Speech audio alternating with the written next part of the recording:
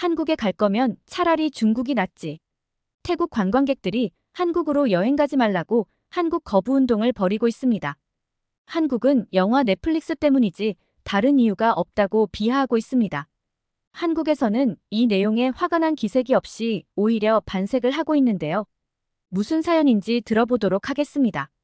안녕하세요, 여러분. 저는 태국에서 온 마리사 프라쿤이에요. 지금은 한국에서 유학 중인 학생이랍니다.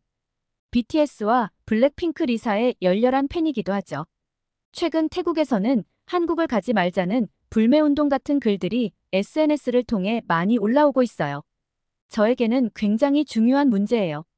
로마에 가면 로마법을 따라야 한다는 말이 있잖아요. 처음부터 한국에서 정해진 법에 따랐으면 문제도 없었을 텐데.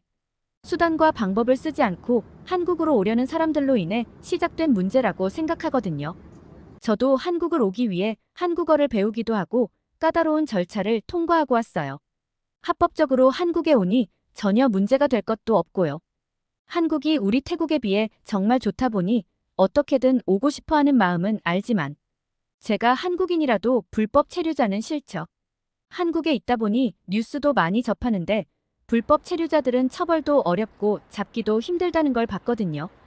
그런 생각을 하면 요즘 마음이 좀 무겁기도 해요. 제가 처음 한국을 좋아하게 된 이유는요.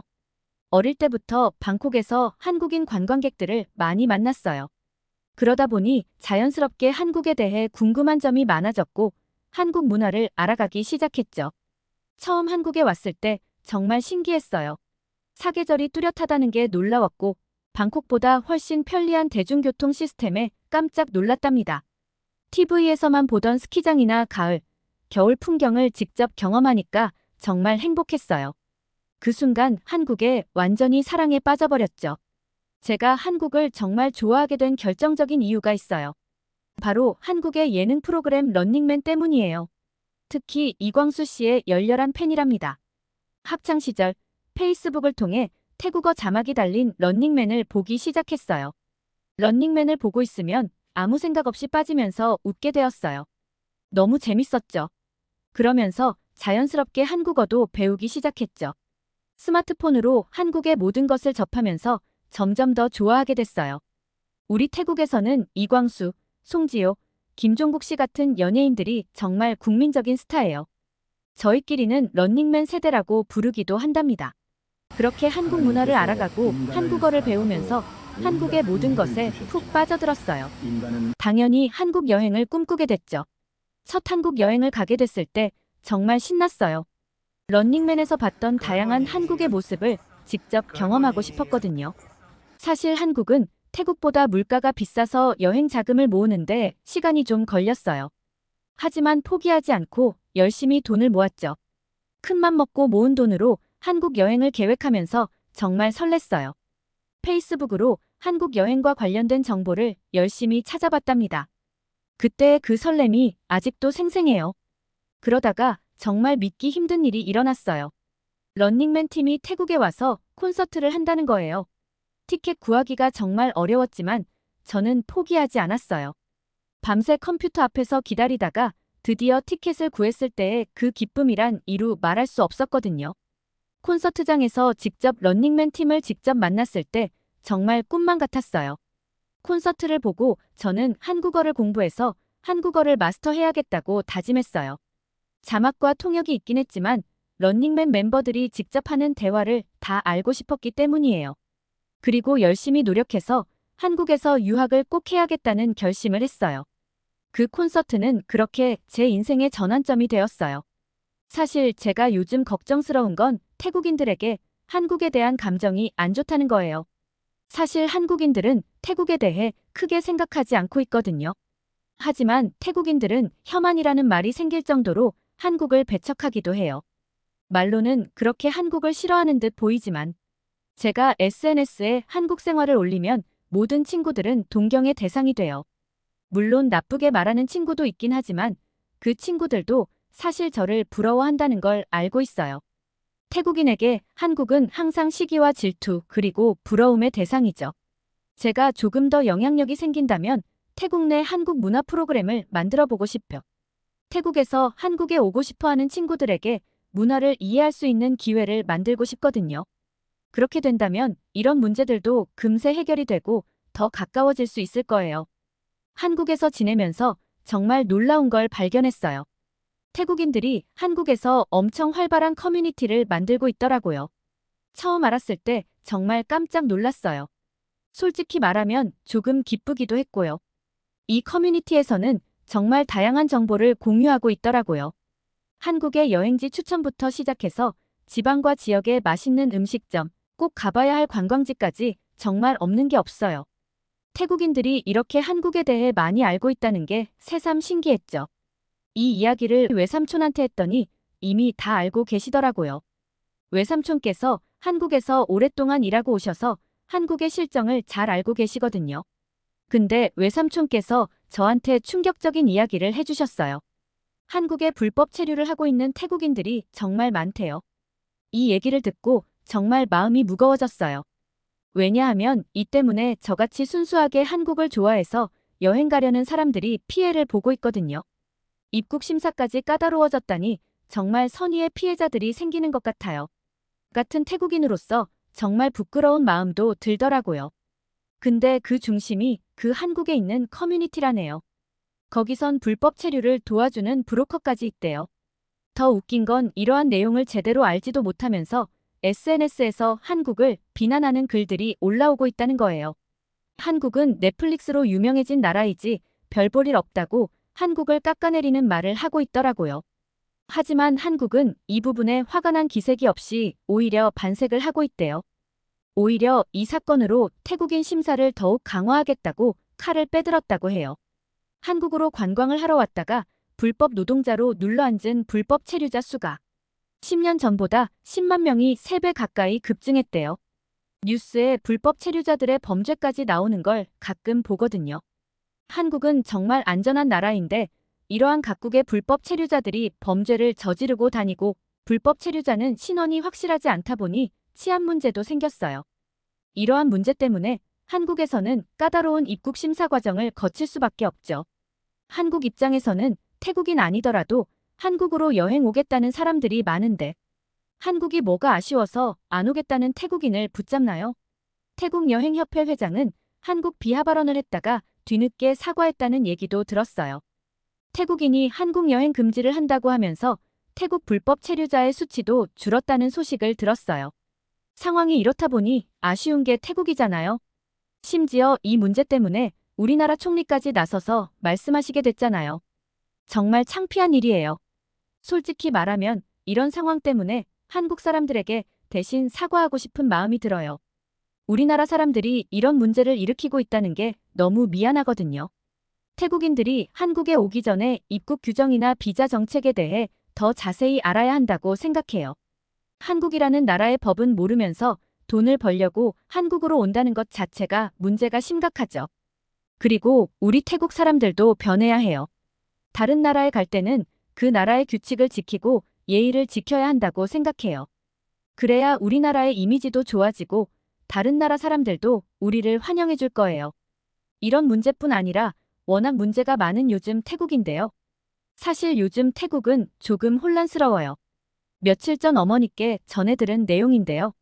저희 외삼촌께서는 태국에서 작은 공장을 운영하세요. 삼촌은 정말 성실하게 열심히 노력하시는 분이세요.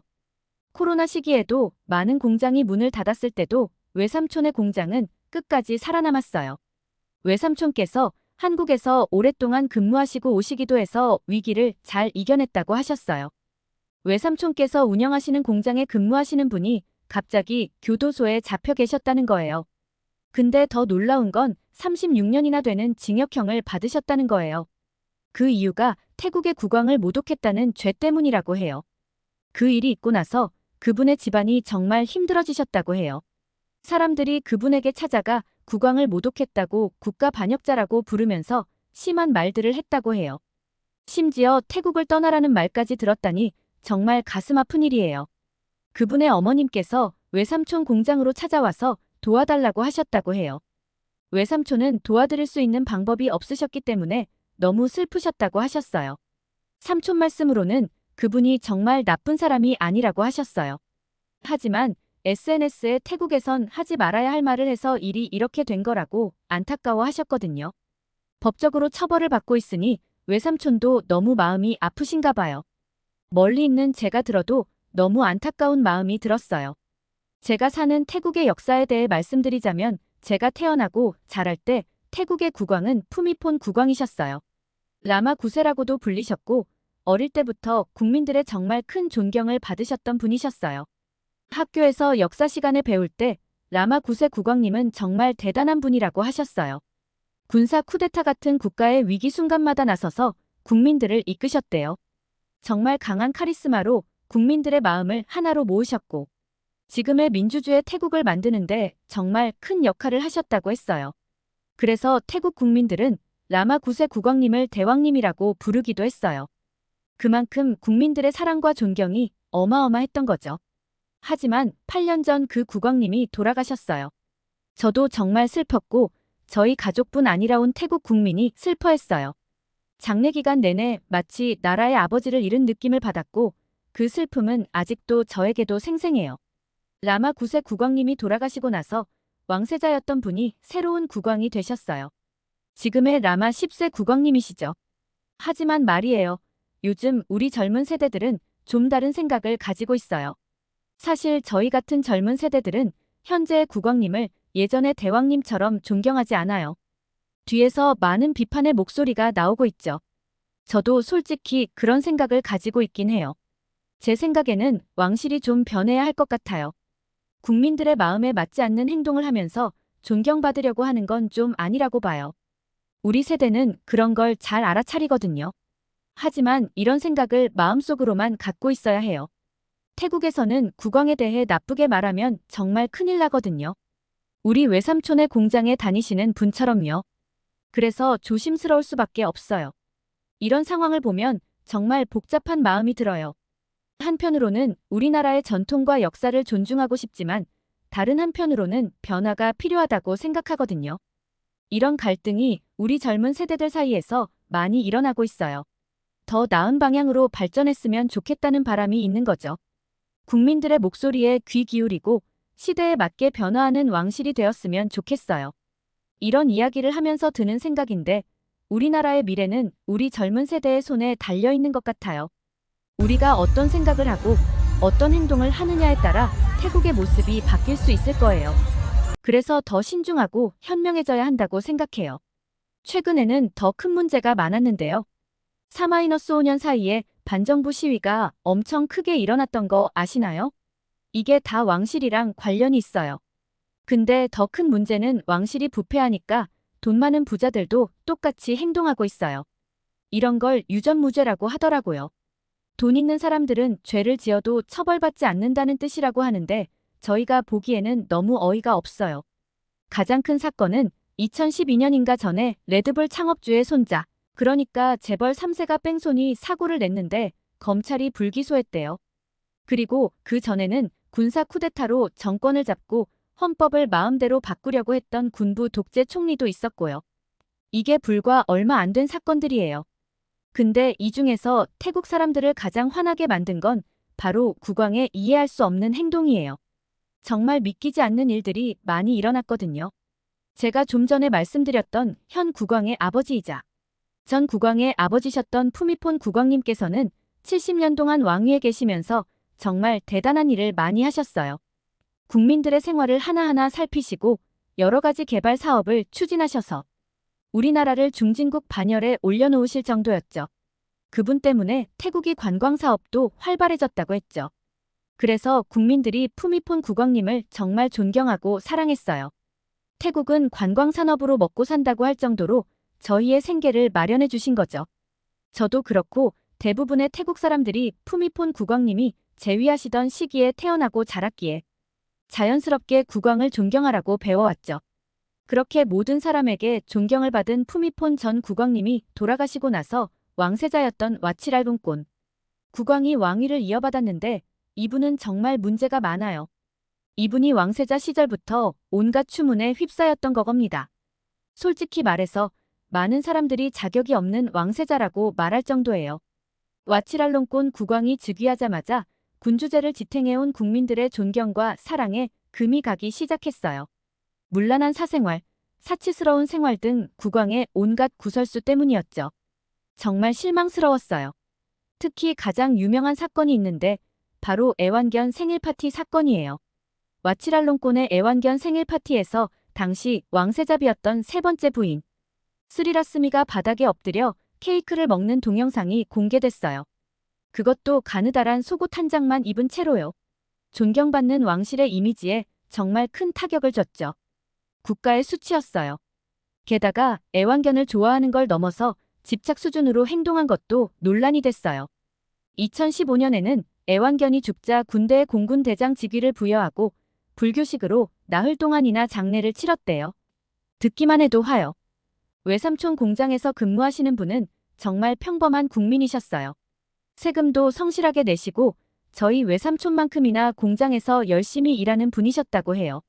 그분도 열심히 일해서 어머님도 부양하면서 일반적인 태국의 국민이셨죠. 대부분의 태국인들은 어렵게 살면서도 세금도 성실하게 내고 계시는데요. 그 세금을 애완견을 위해 저런 행동을 하는 것 자체가 이해가 안 되셨나 봐요. 화가 나셔서 SNS에 강아지를 비꼬는 말투로 글을 올리셨고 많은 사람들이 공감했죠. 그런데 며칠 후에 경찰에 체포되셨어요. 죄목이 바로 왕실 모독죄라는 이유로 잡혀갔다는 거예요. 정말 말도 안 되는 일이라 저도 화가 많이 났어요. 하지만 이번 일이 처음이 아니었는데요. 저와 나이 차이도 별로 안 나는 젊은 국회의원도 왕실을 비판하는 SNS 글을 썼다고 징역 6년형을 선고받았대요. 이게 말이 되나요? 이런 일들을 보면서 우리나라의 현실이 너무 안타까워요. 국민들은 열심히 살아가는데 왕실과 권력자들은 마음대로 행동하고 있으니까요. 특히 젊은 세대들은 이런 상황에 더 큰 분노를 느끼고 있어요. 우리는 변화를 원해요. 공정하고 정의로운 사회, 모든 사람이 평등하게 대우받는 나라를 꿈꾸고 있죠. 하지만 현실은 그렇지 않아요.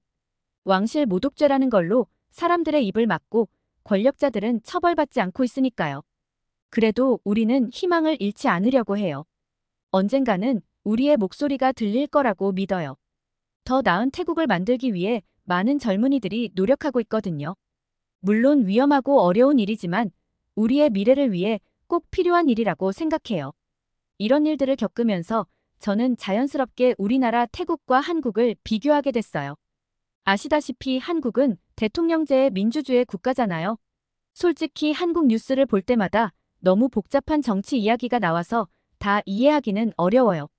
하지만 한 가지 확실한 건 태국의 왕실처럼 절대적인 권력은 없다는 거예요. 몇 년 전에 한국에서 대통령이 탄핵되었던 일은 정말 놀라웠어요. 태국에서는 상상도 할 수 없는 일이잖아요. SNS에 비꼬는 글 한 번 썼다고 저렇게 잡혀가는 곳인데요. 이런 게 바로 태국과 한국의 큰 차이점이 아닐까 싶어요. 우리나라 태국도 겉으로 보면 분명 민주주의 국가라고 해요. 하지만 솔직히 말해서 그건 그냥 보이는 이미지일 뿐이에요. 실제로는 절대적인 권력을 가진 왕실의 독재 국가나 다름없어요. 정말 슬픈 현실이죠. 많은 태국 사람들이 속으로는 불만이 가득한데 말을 못하고 있다는 것도 알아요. 그에 비해 한국은 훨씬 더 자유로운 나라 같아요. 사람들이 자기 생각을 말할 수 있고 정부와 대통령을 비판할 수도 있잖아요. 태국은 왕실 모독은커녕 국정 운영하는 총리들의 비리가 끊임없이 자행되고 있어 안타깝죠. 조심스런 발언이지만 태국은 한국처럼 바뀔 필요가 있다고 생각합니다. 이런 상황에서 꼭 하고 싶은 말이 있어요. 태국인들은 눈앞에 보이는 것만 찾지 말고 미래를 위해 노력하고 힘내야 한다고요. 당장 한국에서 입국 심사가 힘들다고 불평할 것이 아니라 우리가 더 나은 나라를 만들어야 한다고요. 언젠가 태국으로 돌아가겠지만 지금 제가 한국 생활하고 있는 이 순간이 정말 행복해요. 요즘 한국이 엄청 덥잖아요. 이 무더위를 느끼면 가끔 태국의 고향 생각이 나기도 해요. 하지만 동시에 이 더위가 지나면 곧 아름다운 가을이 오고 그 뒤에는 하얀 눈이 내리는 겨울이 온다는 걸 알고 있어요. 이런 계절의 변화를 기대하는 이 행복감은 아마 한국 사람들은 잘 모를 거예요. 태어날 때부터 당연하게 여겨왔으니까요. 하지만 저 같은 태국 사람에게는 정말 특별한 경험이에요.